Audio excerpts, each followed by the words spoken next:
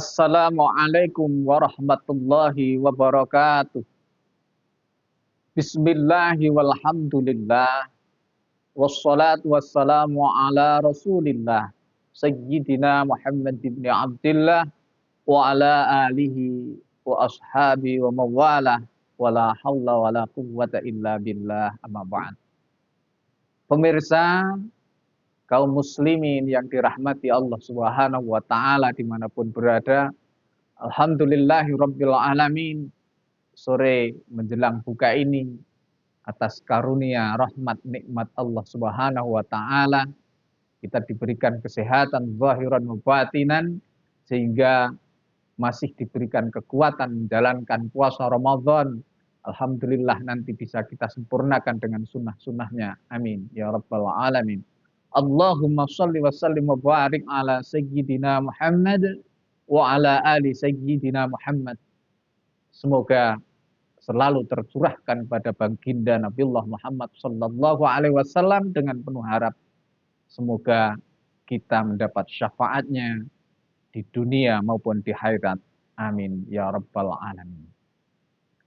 Pada kesempatan sore kali ini kita melanjutkan tuntunan hadis-hadis Nabi yang terangkum dalam syarah kitab Nasaihul Ibad.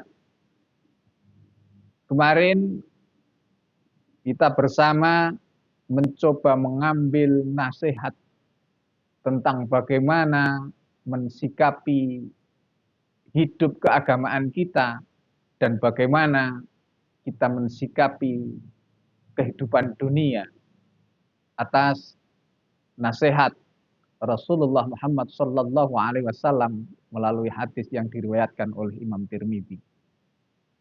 Dijelaskan bahwa konsep dasar dalam urusan agama kita dianjurkan nadzara fi dinihi ila man huwa fawqah. Kita harus mampu membandingkan kehidupan keagamaan kita, ibadah kita, amaliyah kita ila man huwa fawqah, kepada orang-orang yang keberagamaannya di atas kita. Dengan harapan apa? Faqtada. Kita mampu memunculkan semangat kita untuk menirukan kepada orang-orang yang lebih di atas kita. Wa nadzara fi dunyahu. Kemudian konsep yang harus dibarengi adalah bagaimana kita melihat kehidupan dunia kita ila man huwa dunah, kepada orang-orang yang ekonominya masih di bawah kita, kemapanannya masih di bawah kita, dengan harapan atas pelajaran itu fahamidallaha ala ma faddalah, memunculkan iba kita, memunculkan rasa syukur kita atas apa yang telah menjadi capaian dunia kita, melebihi orang di kanan kiri kita, melebihi saudara kita, tapi tidak memunculkan kesombongan, tapi justru melahirkan rasa syukur yang di situ Allah akan menggolongkan ketika kita bisa sedemikian rupa, digolongkan oleh Allah syakiran wa sabiran. Pada lanjutan hadis kali ini, waman nadzara, waman lan sapane wong nadzara ningali sapa man fi dinihi ing dalem agamane man, ilaman marang wong huwa kang utawi man iku dunahu sak ngisore man, wa nadzara lan ningali sapa man fi dunyahu ing dalem donyane man,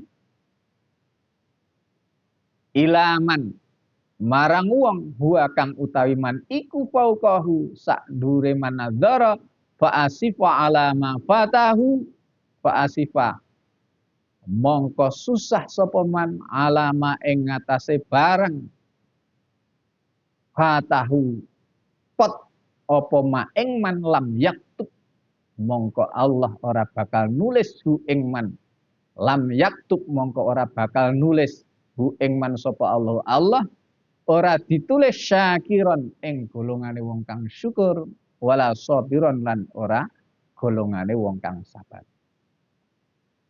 Sisi lain yang harus menjadi rujukan, dasar, pola kehidupan kita, kita tidak boleh dalam urusan agama melihat, bercermin kepada orang-orang yang di bawah kita.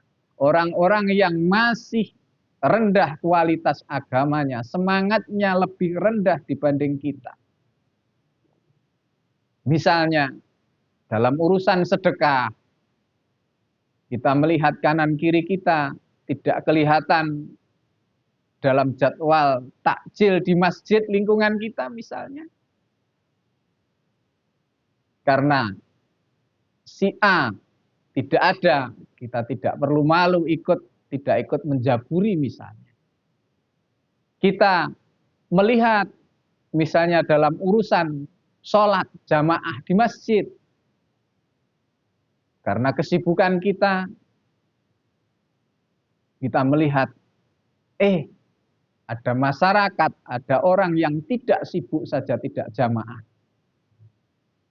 tidak rajin ke masjid, apalagi saya yang sudah sibuk dengan jadwal yang padat, dengan waktu yang sangat mahal.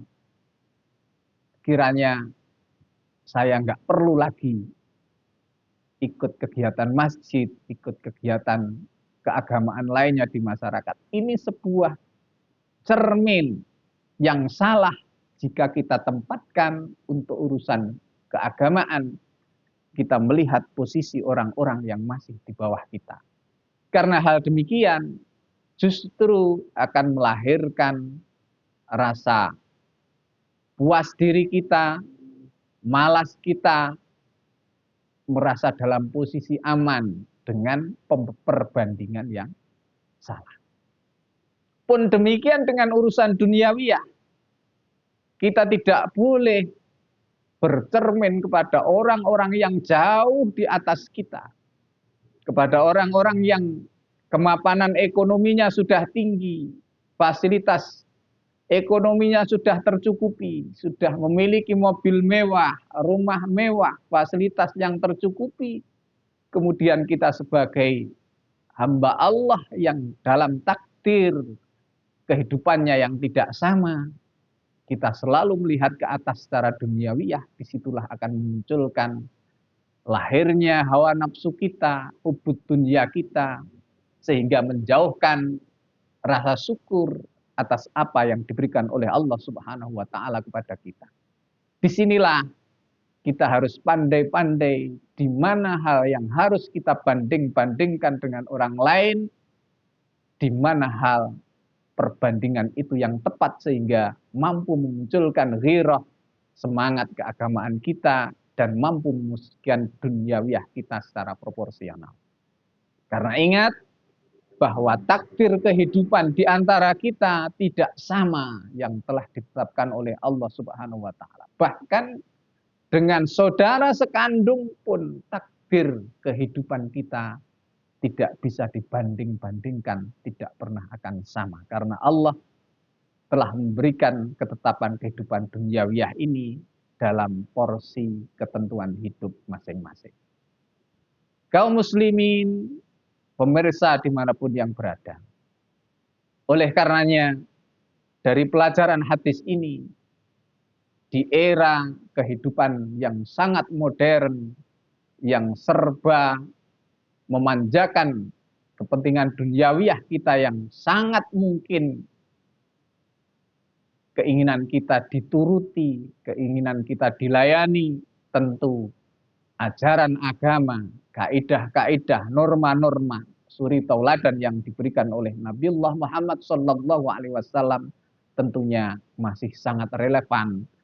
Kita jadikan acuan, pegangan sebagai prinsip hidup kita dalam berkeluarga, hidup kita dalam bermasyarakat, hidup kita dalam beragama, sehingga hidup dan kehidupan kita masih tetap dalam tuntunan ajaran agama yang disyariatkan oleh Allah Subhanahu wa taala dan juga oleh ajaran yang ditetapkan oleh Nabiullah Muhammad Sallallahu Alaihi Wasallam. Mudah-mudahan kita menjadi golongan umat yang selalu bisa mengikuti syariat dan sunnah Nabiullah Muhammad Sallallahu Alaihi Wasallam. Billahi taufiq wal hidayah, wal ridha wal inayah. Wassalamualaikum warahmatullahi wabarakatuh.